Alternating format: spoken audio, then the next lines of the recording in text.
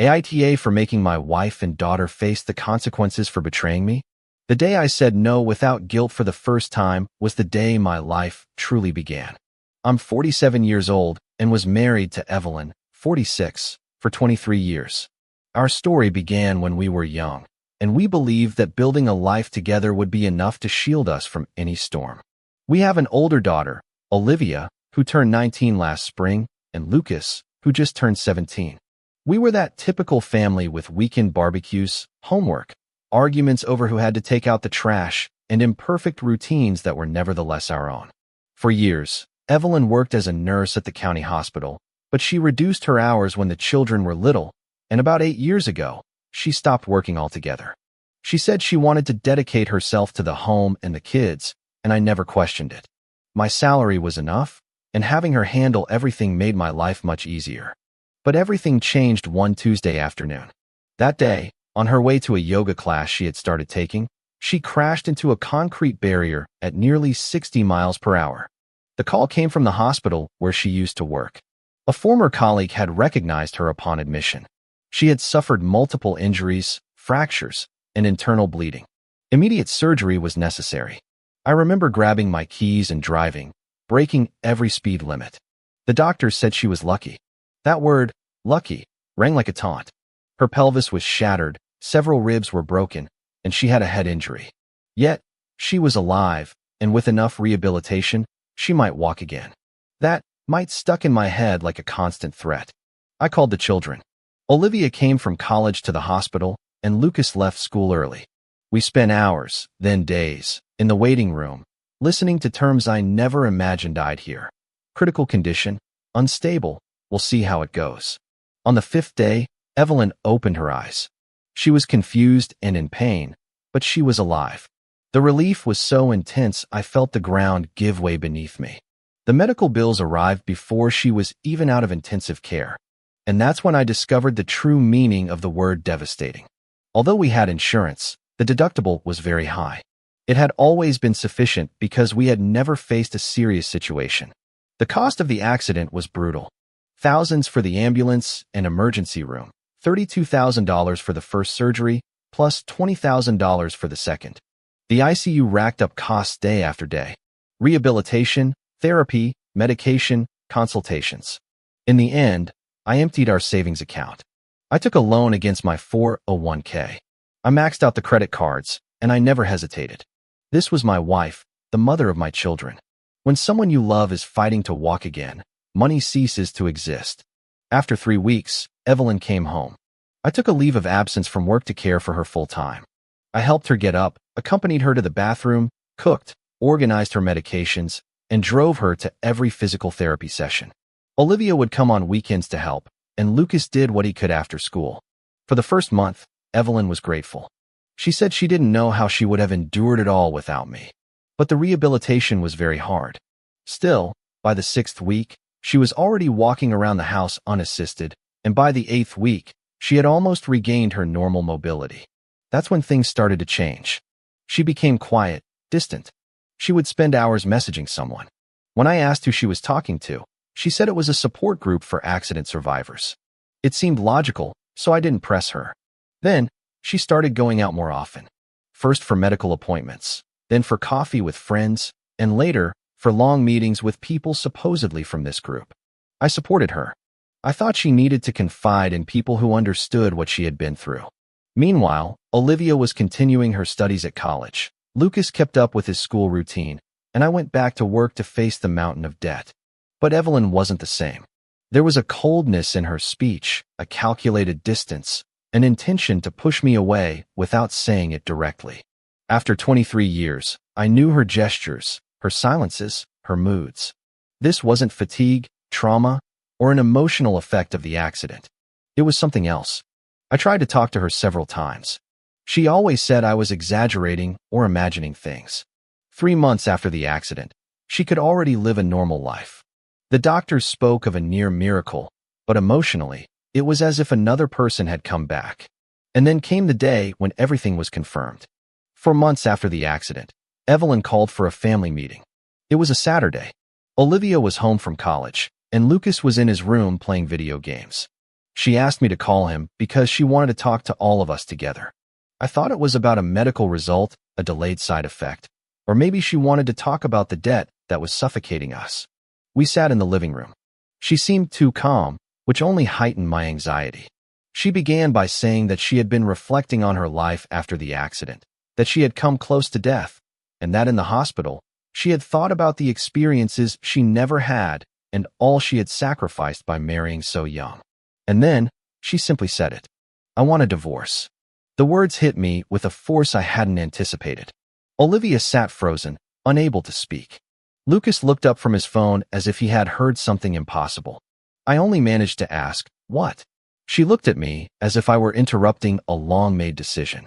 I want a divorce, she repeated with the same tranquility one uses to order a coffee. I had never imagined hearing such a thing in my own home. Evelyn stared at me with a coldness I didn't recognize and said, without a single tremble in her voice, I can manage on my own now. I'm recovered, and I've realized I don't want to keep wasting my life in a marriage that no longer satisfies me. The way she said wasting my life pierced my chest. When I tried to respond, my voice came out higher than usual. Wasting your life, Evelyn? What are you talking about? She took a deep breath, as if she had rehearsed every word. I got married at 23. You've been the only man in my life. I never had the chance to experience anything, to live how I really wanted. The accident opened my eyes. I'm not going to settle for something that doesn't make me happy anymore. That word settle burned inside me. I felt the ground shake as I realized she was saying all this in front of our children. I turned to them. Olivia was stiff, not knowing where to look. Lucas wasn't blinking, trying to process if this was real. You want to destroy our family because you feel like you missed out on something? I asked, incredulous. I'm being honest about my needs, Evelyn replied, as if it were simple. I want to meet new people, go out, explore what the world has to offer. I've come to this after everything I've been through. I deserve it. I looked at her, searching for a trace of the woman I had cared for months. When she was in the hospital, when she couldn't get up on her own, I was there. I paid every bill, organized every appointment, and turned all our savings into her recovery without a second thought. After I spent our entire savings to get you back on your feet, after nursing you day and night, you're saying you want to leave because you're fine now? I asked, stunned. You're the one who decided that, she replied without flinching. I never asked you to. For a moment, no one spoke. Lucas watched his mother like a stranger, and Olivia looked from one to the other, her face tense. Mom, Olivia said in a low voice. Where is all this coming from? Evelyn tried to soften her tone, even slightly. Honey, you're young, you'll understand in time. Sometimes people change. The accident made me realize I don't have to stay trapped in something that was making me disappear. Olivia then stared at her. So, you're just leaving? Your father will be fine, Evelyn replied. But I need more than just fine. I need to feel things. I need to feel like I'm alive. I almost died. I'm not going to spend the rest of my time feeling stuck in a routine. Every word was like a blow. The way she simply erased us, as if nothing we had built mattered. I wanted Olivia to see the absurdity, to say something, but she turned to me. Dad, you're being selfish. I couldn't understand. Excuse me. Mom almost died. She's struggling, and instead of supporting her, you're making it all about you. As usual, I felt a pit in my stomach. Olivia, your mother just said, in front of you, that she wants a divorce because she wants to explore other people. Literally. Stop exaggerating, she retorted. It's not as dramatic as you're making it sound. She just wants to be happy. What's the problem? You should be mature enough to accept that without making a scene. It was as if I were an intruder in my own house, as if my daughter were looking at me with the contempt of a stranger. Are you serious? You're on her side. I asked. There shouldn't be sides, Dad. This is part of Mom's recovery. You're the one complicating things. It's exhausting. Exhausting, selfish, controlling. My daughter's words, while Evelyn spoke of divorce without any shame. Then Lucas stood up abruptly. You're both crazy, he said, looking first at his mother. Mom, are you really doing this? Dad was here for you every single day. He went into debt for you, and now you want to walk away because you want to date other men. Lucas, it's not like that, Evelyn attempted. Yes, it is exactly like that. That's exactly what you said. And you, he turned to Olivia, You're going to call Dad selfish? He's the one who held this family together while Mom now wants to destroy it to have adventures. Don't talk to me like that. Olivia reacted, red with anger. You don't understand anything. You're just a kid. I understand that Mom is acting horribly and you're supporting her because you're just like her. Olivia stood up, furious, trembling. Stay with your stupidity, Lucas. That's enough. Evelyn tried to intervene, with no real authority. Then she looked at me as if I were responsible for the chaos. This is why I wanted to talk about it as a family, to move forward, to act like adults. I stood up. I noticed my hands were shaking, but my voice remained firm. You want to move forward? Fine. You and Olivia can leave my house. Evelyn blinked. Excuse me. You heard me. You want a divorce? You want to experiment? You say you can manage on your own? Then do it outside. Dad, Olivia attempted. You too. If you think your mother is right, if you believe on the problem, you can go with her. But you can't kick us out, Evelyn exclaimed. This house is mine too. We'll discuss that in the divorce. But today, you're both leaving. Pack your things and get out. You're being controlling, Olivia sobbed. This is exactly what Mom was talking about. Then you should be happy to leave with her, I replied. Go on. Go with your mother while you build this new life. I looked at Evelyn. You have 1 hour. Take what you need for a few days. We'll sort out the rest with the lawyers. Lucas stood by my side, arms crossed. For the first time, I felt I wasn't completely alone. I watched Evelyn and Olivia leave that same night. I observed them as they packed their things, Olivia insulting me between her sobs, and Evelyn staring at me as if I had destroyed something she herself had dynamited. When the door finally closed, Lucas looked at me. Are you okay? No, I admitted, but I'm going to be. That same night, after Lucas had gone to bed, I made a decision. If Evelyn wanted such a sudden divorce, there had to be something more behind it. Nobody destroys 23 years of marriage for no reason. I went to the computer we shared, the one she used when her phone was charging, and I started digging. For a very long time, I believed I knew every corner of the life Evelyn and I had built. I believed that despite the arguments, the difficult years, and the burdens we both carried, there was a solid foundation. But that afternoon, sitting in front of her computer, still logged in, as if it had never crossed her mind to hide anything, I understood that I had no idea who the woman I had lived with for so many years really was. Finding the messages took less time than making a cup of coffee. 10 minutes, maybe less. No complex password, no two-factor authentication, not the slightest precaution. That's what shocked me the most, not the content, but how she simply hadn't bothered to hide it. And as I entered the conversations, I immediately understood why. The name Calvin appeared repeatedly, like a shadow that had always been there, invisible to me. According to the dialogues, they had met in the support group, something that apparently served more as an excuse than real therapy. It was clear that this environment had become a breeding ground for side relationships, and theirs had grown with insulting speed. Scrolling through the history, I realized this was neither a misstep nor an impulsive affair. They had been exchanging messages for 3 months, exactly when Evelyn had started to distance herself from me with various excuses, that she needed space, that she wanted to feel alive, that she wanted to reclaim her independence. At the time, I believed it was part of her emotional process post-accident, but now I understood she was preparing her exit. What truly destroyed me wasn't the romantic messages, the photos, or the innuendos. It was discovering that they had planned, with almost surgical precision, every step to separate from me without a trace. The ideal moment, how to manipulate the narrative, how to make me feel guilty. Everything was carefully laid out. There were messages I still find hard to believe. One of them, sent by Evelyn 6 weeks earlier, read, "I'm milking this recovery for all it's worth. When the doctors give me the all clear and I can leave without remorse, I'm gone. Until then, he has to pay for absolutely everything." I'm not stupid. I read that text more than 10 times, trying to absorb the level of calculation, the coldness behind each word. 2 weeks earlier, she had written another one. "I can't believe he's taken out loans, emptied our savings, and paid every bill without asking questions. It's pathetic. I should feel guilty, but honestly, I've always seen him as a backup plan. I need this money for what comes next." Calvin responded with enthusiasm, almost celebrating. You're right. Take everything you can and then disappear. That guy lives to please. He won't even understand what happened. And Evelyn, as if commenting on the weather, concluded, I know exactly who he is. He's useful to me while it lasts. When I'm healed, I won't even look back. I've already wasted too many years pretending to love someone who's worthless. I sat there motionless, feeling my world break in two.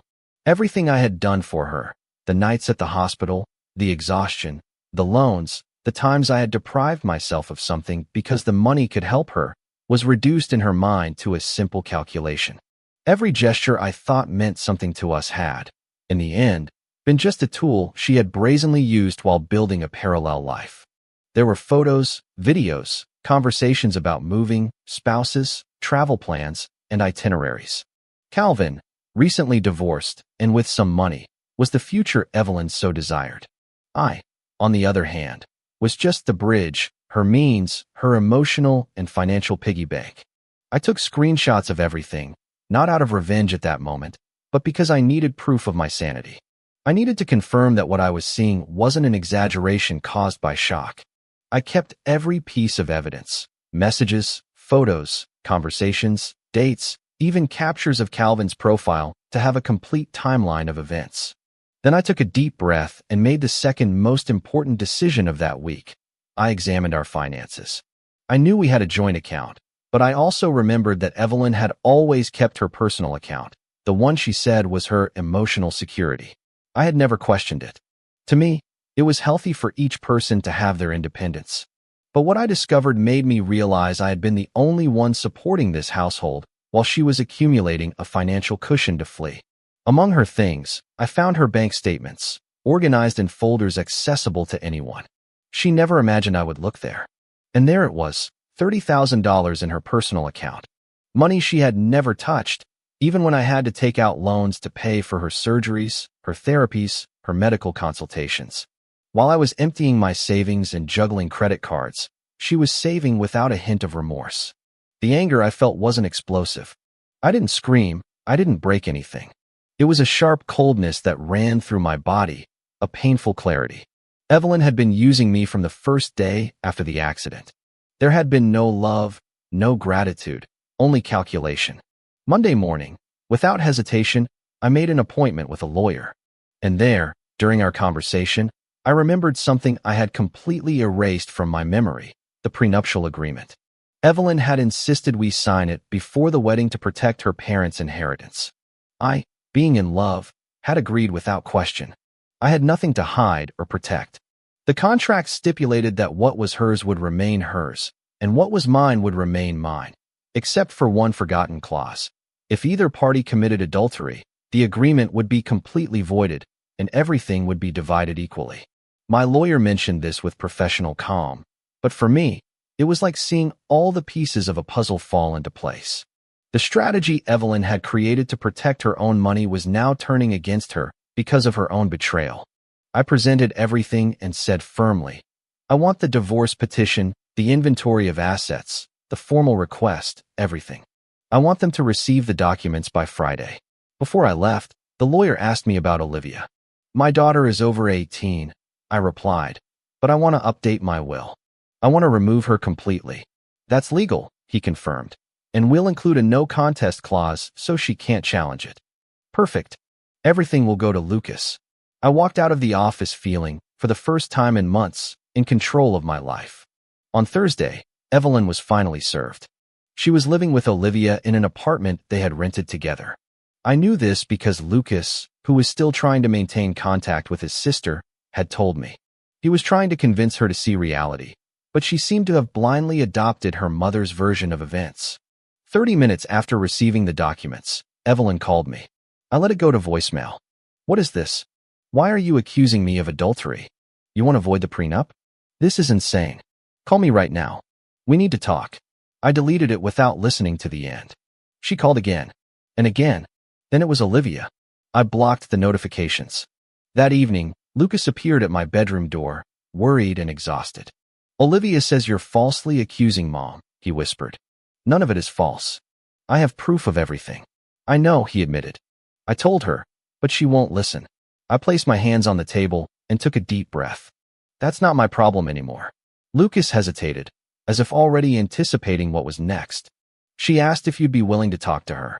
No, I replied bluntly. He looked at me with a mix of sadness and resignation. Dad, you've always been there for me. But Olivia, I interrupted, she made her choice. And now, she has to face the consequences. Evelyn and Olivia had crossed a line I never imagined they would, but the worst was yet to come. A few days later, during a tense conversation, Olivia called me selfish and manipulative because I wouldn't support the relationship her mother had started in secret. She said that if I didn't accept it, it was because I wanted to control their lives. When she chose to be entirely on her mother's side, I understood that she would have to face what was coming. Shortly after, Lucas came home from school and watched me with concern. He dropped his backpack on the floor and took a deep breath before speaking. Dad, Olivia found out about the will, he said, visibly nervous. It didn't surprise me, only the speed at which it happened. How did she find out? Mom told her. The lawyer sent her the financial documentation, and in the middle of it was a copy of the new will. Olivia called me, desperate. What did she say exactly? That you can't do this to her, that she's your daughter and you're punishing her for supporting Mom. That it's not fair, and she's planning something. Lucas shrugged. She wouldn't tell me what, but when she called, she was talking with Mom. They were both very agitated.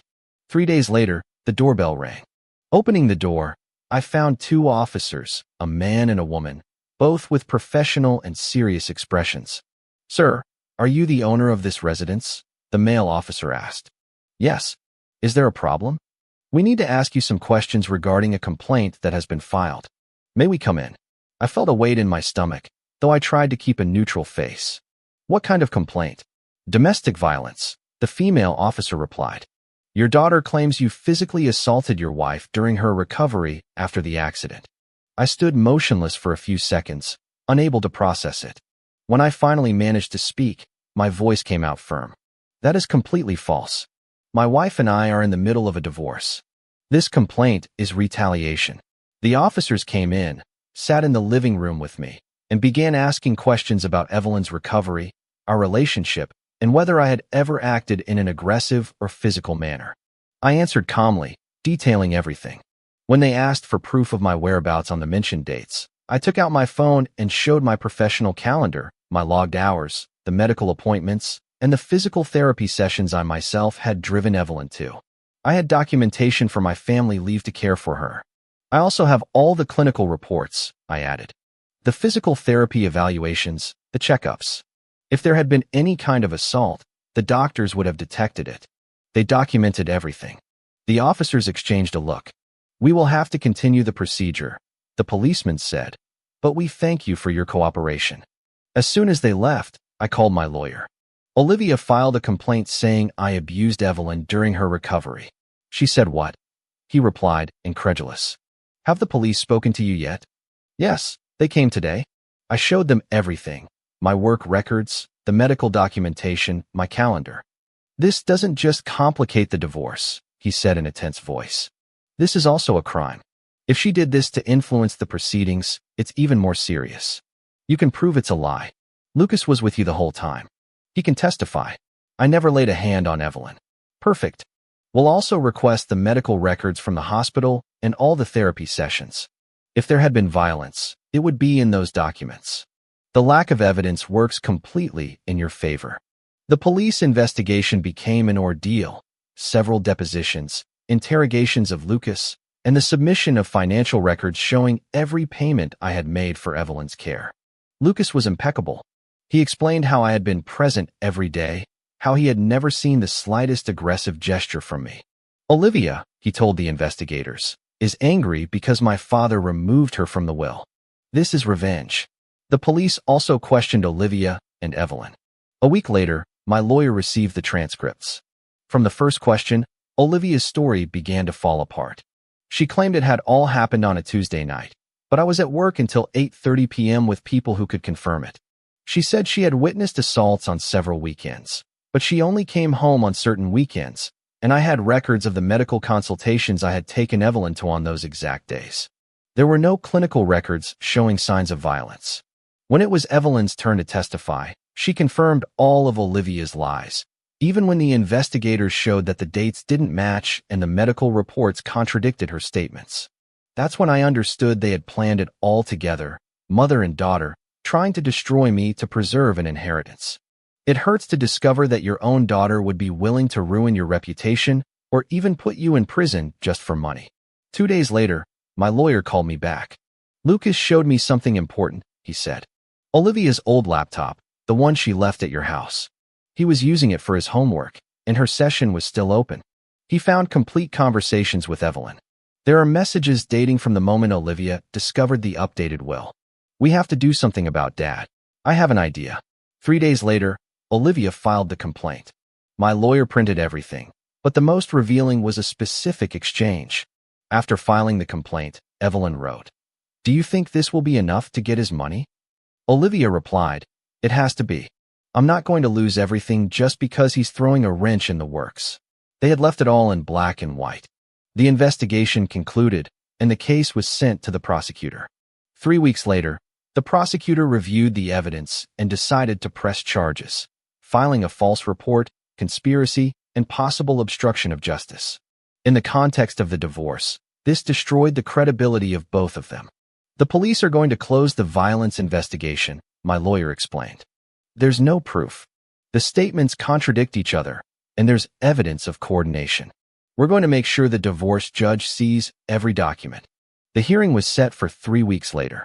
When my lawyer filed the motion to include the police investigation in the divorce proceedings, his strategy became clear: to demonstrate, beyond a shadow of a doubt, who Evelyn really was and how she behaved when she thought no one was watching. He prepared a comprehensive file with reports, transcripts, and screenshots, all organized impeccably so the judge could follow, step by step, the chain of decisions Evelyn had made. Her lawyer, on the other hand, tried to oppose it from the first minute. He argued that the evidence was highly prejudicial and had no direct bearing on matrimonial affairs. According to him, presenting this material only served to introduce bad faith into the proceedings. But when the judge took the documents and began to examine them, the atmosphere immediately grew tense. It only took her a few minutes to read the messages between Evelyn and Olivia and to review the inconsistencies in their stories.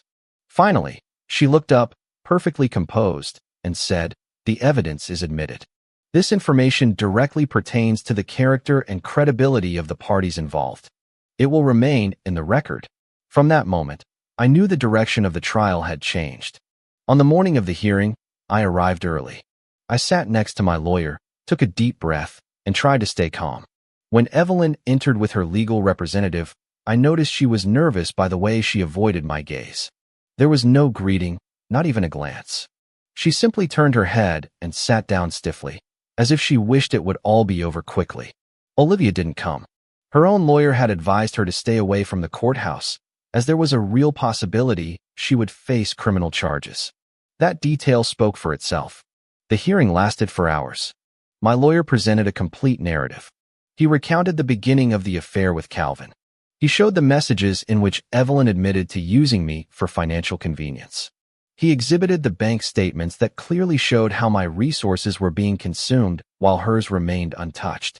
And he meticulously reconstructed the timeline that proved Evelyn was planning to leave me even before she had fully recovered her health.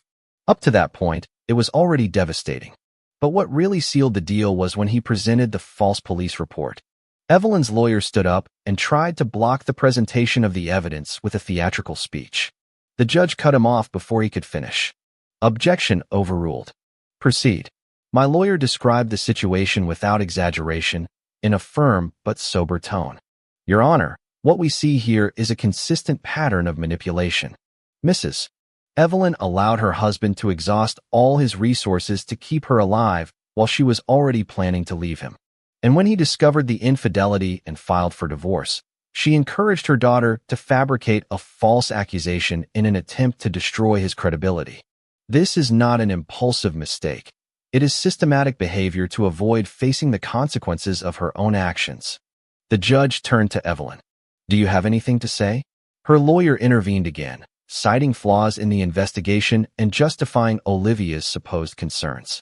The judge then read a portion of the transcript aloud. She asked if a false police report would be enough to secure the father's money. That does not describe a concern. It describes deliberate fraud. The silence that followed was absolute. Evelyn's lawyer gave up and sat back down. After reviewing the documents for another 15 minutes, the judge announced the verdict. The divorce is granted. The prenuptial agreement is voided due to adultery. All marital assets will be divided equally according to state law. This includes the private funds of Mrs. Evelyn. Regarding Lucas, given his age, his expressed preference, and the mother's pattern of conduct, it is decided that he will reside entirely with his father until he reaches the age of majority. Furthermore, Mrs. Evelyn shall reimburse Mr. last name for half of the medical costs arising from her convalescence. The dissolution will be formalized within 90 days. This hearing is adjourned. Evelyn stood up as if she had been shocked. This is absolutely unfair. The judge replied with iron calm. Sit down, Mrs. Evelyn. This court has taken your conduct into account, particularly your participation in false and coordinated accusations. Any related criminal matters will be handled separately. Her lawyer pulled her back down by the arm. I simply watched her for a few seconds before leaving the room with the certainty that, for the first time in a long time, the truth had prevailed over the distorted version she always told. I walked out of that courthouse with everything that legally belonged to me. My house, half of the secret savings she had tried to hide, full custody of my son, and a reimbursement order for $30,000. 90 days later, the divorce was officially finalized, and by then, I had a nagging feeling I couldn't ignore. So, I continued to investigate Calvin, the man on whom Evelyn had bet her future. What I discovered exceeded all expectations. Calvin had a wife, not an ex-wife. A legal, current wife, living with him under the same roof while he was working on their relationship. Evelyn either didn't know or refused to see it. My gut told me something was off, so I started digging into what I could find. Public records, social media profiles, old photos. I found pictures of Calvin's wedding posted only 3 years earlier, recent family photos taken 8 months ago, and his wife's name on the property deed of the house. The proof was so obvious that only someone as willfully blind as Evelyn could have believed the stories he was telling. I gathered everything meticulously, screenshots of Evelyn's conversations, hotel receipts hidden among our accounts, and a timeline comparing the separation he claimed with the actual dates of their affair. Then, I wrote a short, direct email. I think you should know what your husband is doing. The proof is attached. Good luck.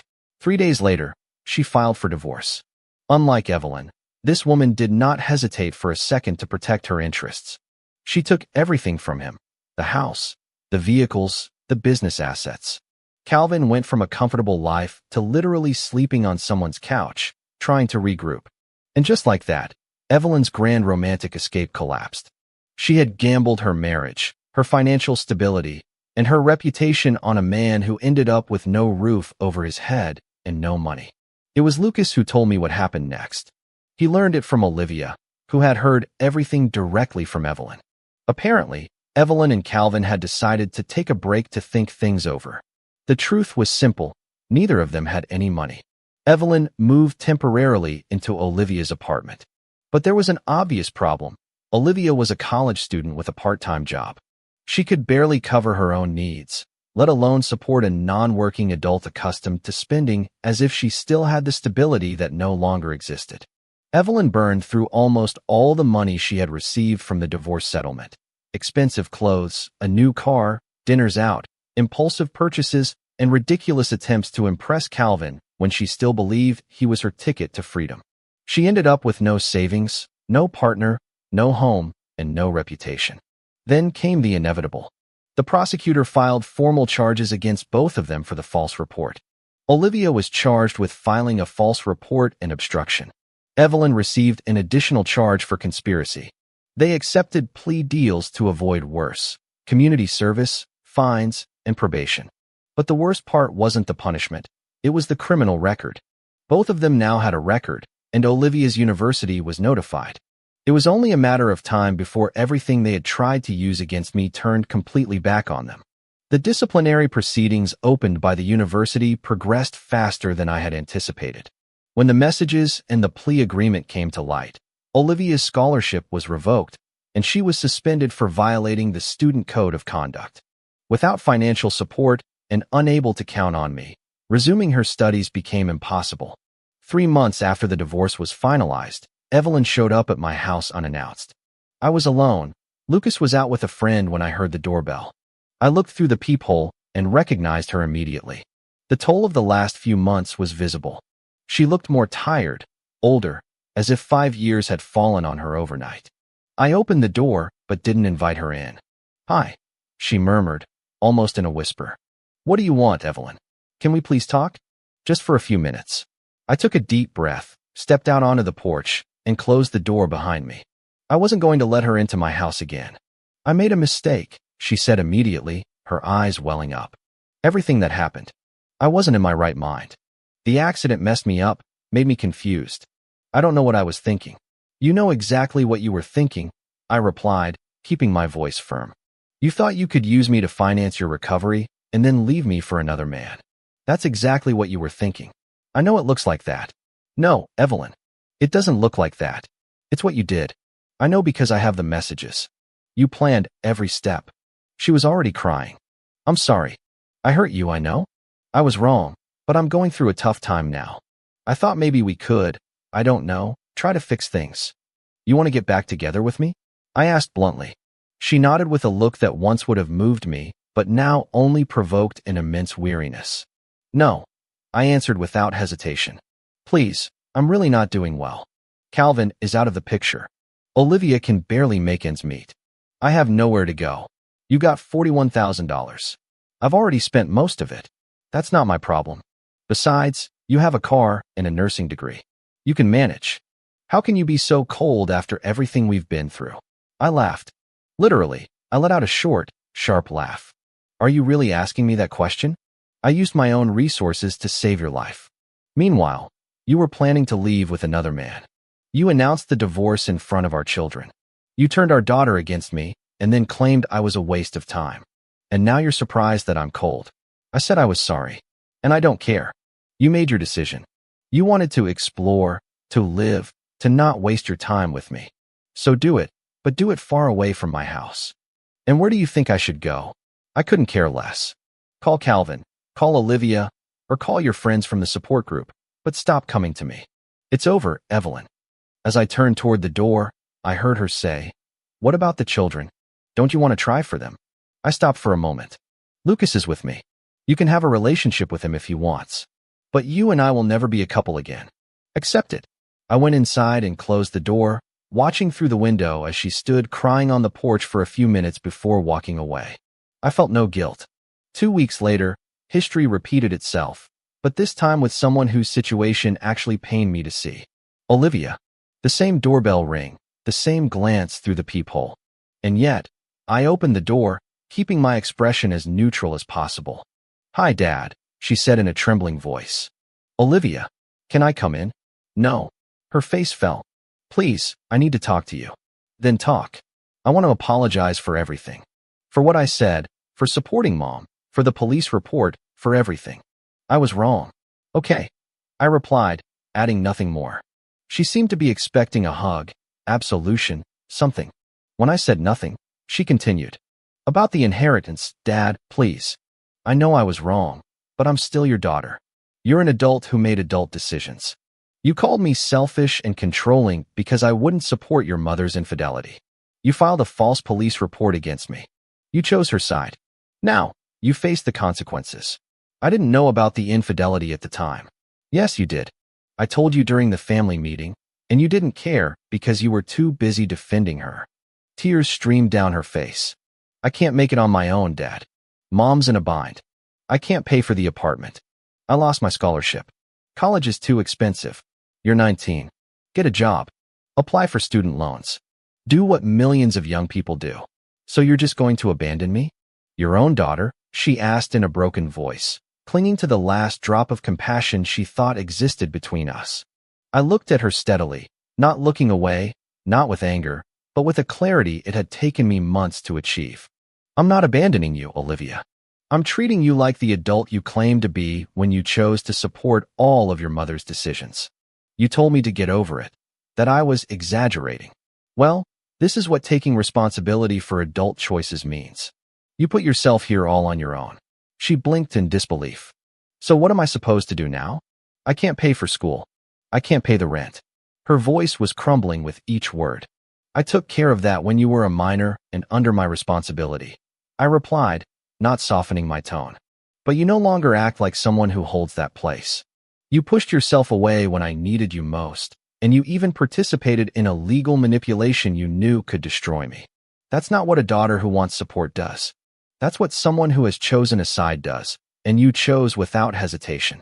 I never thought you'd pull my college funding, she whispered, as if the world were collapsing on her. The money that used to go to your education now goes to Lucas, I explained with the same firmness. He didn't turn his back on me. He didn't try to harm me, and he continues to act like someone who values having his father in his life. Dad? She tried, thinking that repeating the word would change something. Olivia, life doesn't work like that. I'm telling you this without anger. You chose to believe your mother, even when you had proof of what she was doing. You called me controlling, selfish, and cruel. You preferred to see me as the villain because it was easier than facing the truth. And now you're surprised that I won't continue to support you as before. She tried to step closer, but I held up a hand to stop her. You have to face the consequences of your choices, the same ones you demanded I face when you said I had to be mature. Well, this is maturity. This is the result. She took a devastated step back. So, there's no going back. Regarding your life, you can rebuild it. You can work, study, apply for scholarships, whatever you want. But regarding my financial support and your place in my home, no. That chapter is closed. She pressed her lips together, trying to say something, but no words came out. She just stood there, motionless, trembling, tears flowing without her even trying to wipe them away. I can't believe you're doing this, she whispered. You are living the consequences of the decisions you made. I'm sorry for you, but I'm not going to save you from something you brought upon yourself. Now, please, go. Olivia watched me for a few seconds, as if hoping I would change my mind at the last moment. When she realized it wouldn't happen, she turned and slowly walked down the steps, her shoulders slumped. I went back inside and closed the door behind her, letting my hand rest on the wood for a moment, listening to her footsteps fade away. There was no bitterness in my thoughts, only a firm serenity I had never felt before. It was the first time in months I had allowed myself to breathe without guilt. I went back into the living room and found Lucas watching me from the hallway, his expression serious, as if assessing whether I was okay. I'm okay, I said. And this time, I said it with complete honesty. For the first time in a very long time, it was true. He nodded, understanding far more than what I had said. That night, I slept without any weight on my chest, knowing I had finally closed a door I would never need to open again. Comment. What this story truly shows us is that sometimes the hardest goodbyes lead to the most important hellos, including saying hello to our own strength. We cannot control how others treat us, but we always have the power to define our own worth and draw a line to protect our peace. Choosing self-respect is not selfish. It is the foundation for rebuilding a life that is authentic and true to who you are. May we all find the courage to close the doors that hurt us, so we can finally welcome the peace we deserve.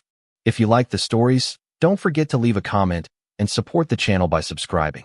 See you in the upcoming stories.